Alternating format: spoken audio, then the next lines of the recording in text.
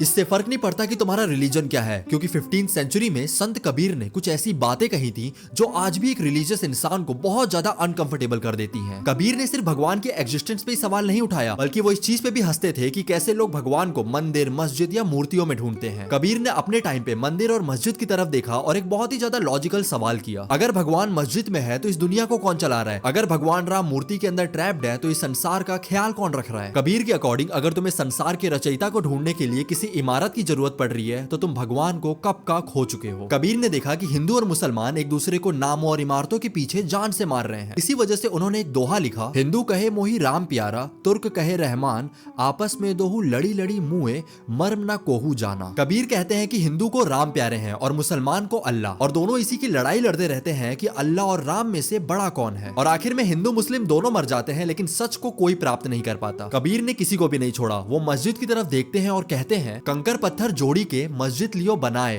ता चढ़ी मुल्ला बांग दे, क्या बहरा हुआ खुदा है। कबीर का कहना था कि कंकड़ और पत्थर जोड़कर पहले मस्जिद बनाया गया, फिर उसी पे चढ़कर खुदा को तुम जोर जोर से पुकारने लगे। क्या तुम्हारा खुदा बहरा है जो उसे इतनी जोर से पुकारने की जरूरत पड़ रही है? फिर कबीर मंदिर को देख के बोलते हैं, पाहन पूजे हरी मिले तो मैं पूजू पहाड़, ताते ये चक्की भली पिस खाए संसार। कबीर कहते हैं कि अगर एक पत्थर को पूजने से भगवान मिल जाते हैं तो क्यों ना मैं पूरा का पूरा पहाड़ पूज दूं। सबसे बेटर है कि तुम एक चक्की की पूजा कर लो, कम से कम ये संसार को खाना तो देती है। कबीर का एक बहुत ब्रूटल और सिंपल लॉजिक था कि हम लोग एक पत्थर की वैल्यू एक जिंदा इंसान से भी ज्यादा करते हैं। हम लोग उन असली इंसानों की जान ले लेते हैं जिन्हें भगवान ने खुद बनाया है, उस मस्जिद और उस मंदिर को बचाने के लिए जिसे इंसानों ने बनाया है। Kabir's philosophy was radical. He wrote, मोको कहां ढूंढे रे बंदे, मैं तो तेरे पास में। जिसका मतलब है कि तुम भगवान को दुनिया में कहां कहां ढूंढ रहे हो, लेकिन असल में भगवान तुम्हारे पास है, तुम्हारे अंदर है। कबीर की इन बातों पे तुम्हारे जो ऑनेस्ट ओपिनियंस है मेरे को कमेंट में जरूर बताना।